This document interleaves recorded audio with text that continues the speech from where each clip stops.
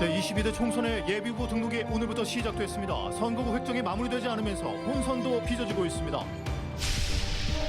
해넘이 해맞이의 대표 명소인 땅끝 해남이 부족한 인프라와 숙소 등으로 낡은 관광지로 평가받고 있습니다. 대개조가 시급합니다. 신당 창당을 공식화한 이낙연 전 더불어민주당 대표에 대해 지역 정치권에서도 비판이 잇따르고 있습니다. 광주 군공항 이전과 관련해 강기정 광주시장이 김영록 지사와의 2차 회동을 앞두고 진전된 합의가 있어야 한다고 밝혔습니다. 시청자 여러분 안녕하십니까? 목포 MBC 뉴스데스크입니다. 내년 4월 실시되는 22대 총선을 앞두고 예비 후보 등록이 시작됐습니다. 전남은 서남권 일부 선거구 변화가 예고되면서 후보자들과 주민들의 혼선도 빚어지고 있습니다. 박종호 기자입니다. 이른 아침부터 목포시 선거관리위원회를 찾는 발길이 이어졌습니다. 내년 4월 예정인 22대 총선 예비 후보 등록이 시작됐기 때문입니다. 전남에서는 10명이 넘는 후보들이 등록을 마치고 본격적인 총선 준비에 나섰습니다. 민주당 후보로 나설 예정이었던 일부 후보들은 중앙당의 적격 심사 발표를 기다리는 상황. 1차 더불어민주당 공직선거 후보자 검증위원회 검증 결과 15명만 적격 판정을 받았고 2차 심사 결과는 오는 20일쯤 발표될 예정입니다.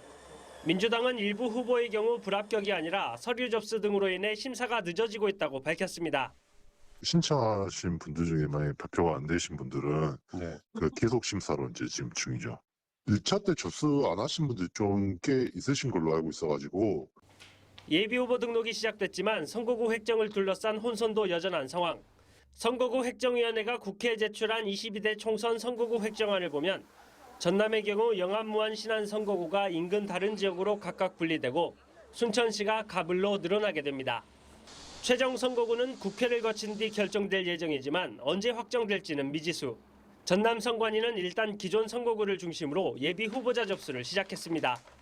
후보자는 어디에서 선거 활동을 해야 할지, 투표자는 어떤 후보를 선택해야 할지 혼란이 가중되는 가운데 총선 시계는 움직이기 시작했습니다.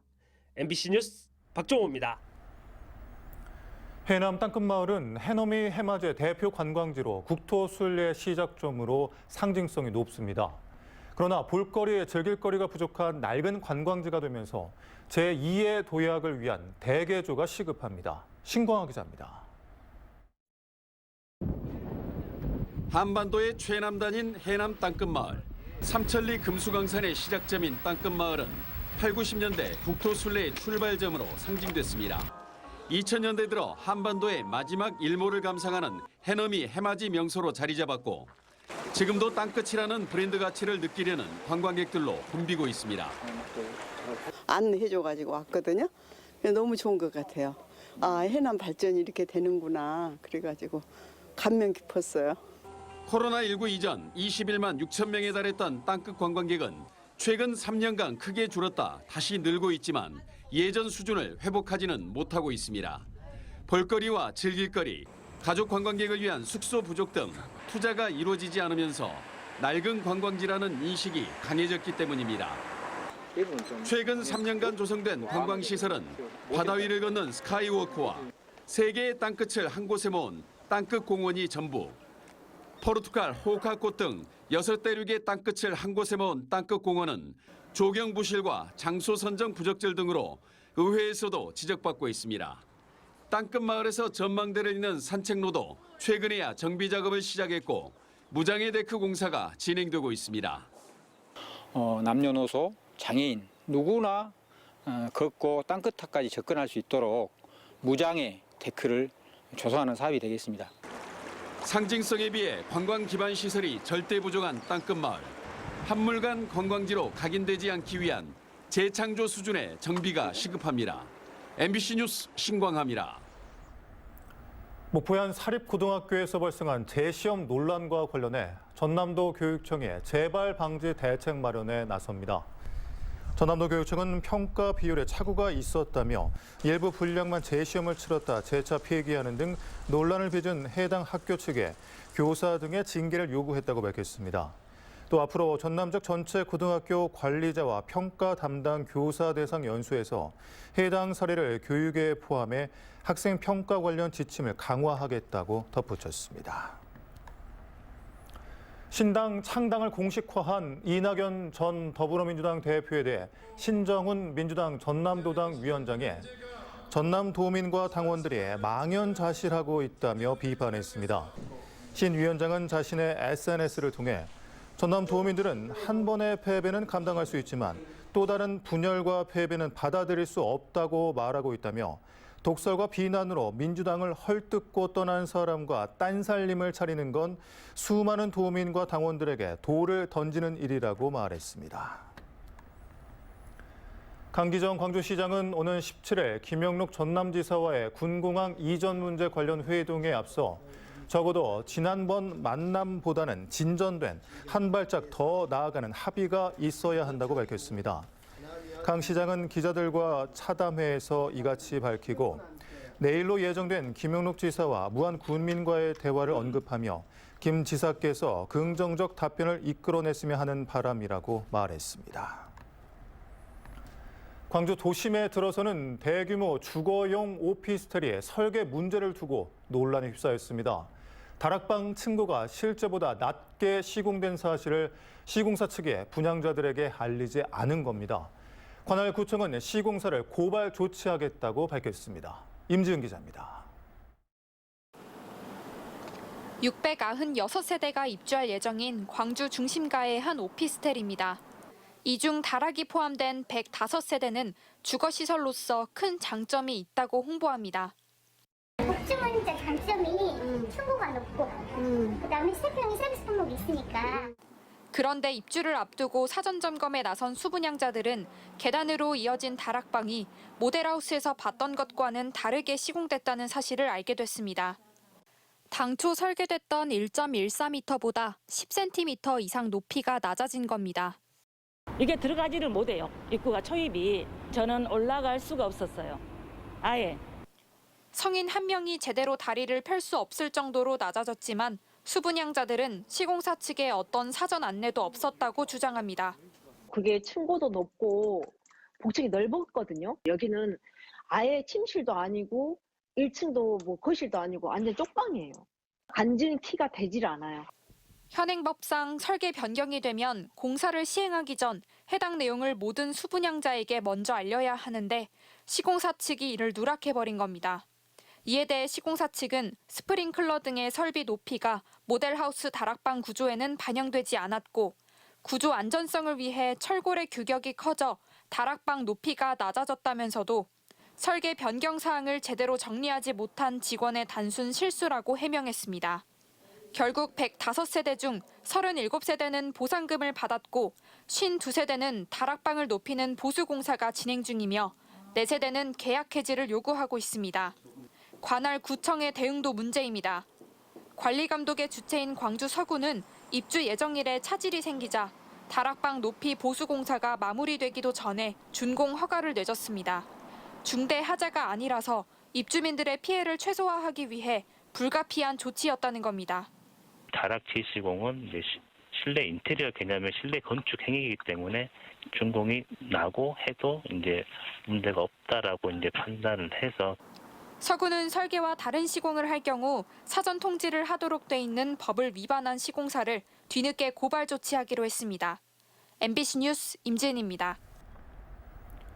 전남에서 아파트 미분양 물량이 가장 많은 지역이 광양입니다.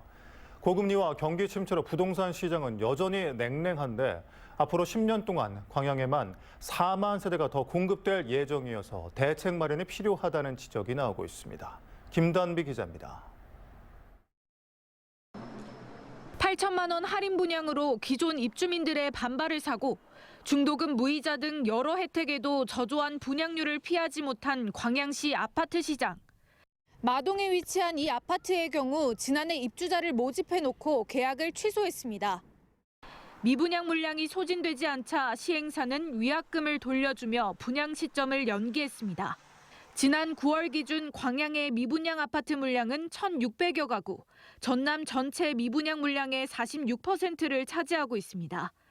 경기 침체와 대출이자 부담으로 분양 시장에 찬바람이 불고 있는 상황에서 문제는 앞으로 더 많은 물량이 쏟아진다는 겁니다. 현재 10개 단지 7천여 세대가 시공 중이고 착공을 앞둔 공동주택도 9천 세대가 넘습니다. 여기에 도시개발 사업이 예정된 곳까지 포함하면 10년 후 4만여 세대가 추가로 공급될 전망입니다. 이렇다 보니 부동산 시장에서는 과잉 공급을 우려하고 있습니다. 2021년을 기점으로 광양시 인구가 조금씩 늘고 있다고 해도 공급 속도 조절 등 대책이 필요하다는 의견이 나옵니다. 이렇게 많이 내주는 바람에 좀 그렇지 않냐. 허가를 좀 줄이겠다 그러는데 기존에 지금 허가 나온 상태도 다 포함돼.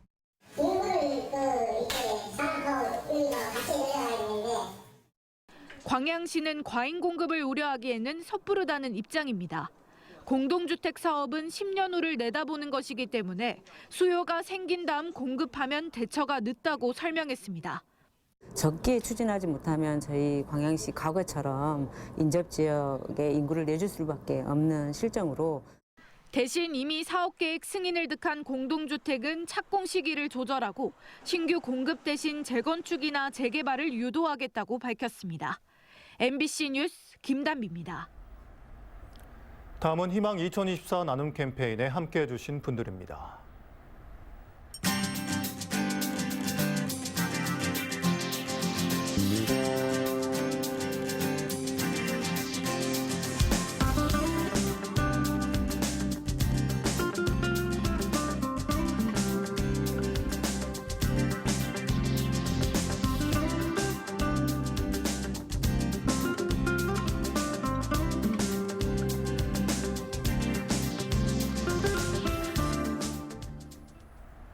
성금을 보내주신 분들께 감사드립니다. 다음 뉴스입니다. 김영록 지사가 전남도청 실국장 회의에서 최근 확산되는 고병원성 AI와 관련해 농가 단위 방역을 철저히 하면 철새가 와도 막을 수 있다는 전문가들의 진단을 언급하며 농가 방역 관리에 최선을 다해줄 것을 당부했습니다. 김 지사는 또 두바이와 사우디아라비아 순방을 통해 네옴시티 건설 등 대혁신 모델을 보면서 비전의 중요성을 실감했다며 전라남도도 혁신 아이디어로 비전을 세우고 과감히 실천해야 한다고 강조했습니다. 어제 저녁 6시 30분쯤 목포시 죽교동의 한 공터에서 20대 여성의 차량 내에서 숨진 채 발견됐습니다.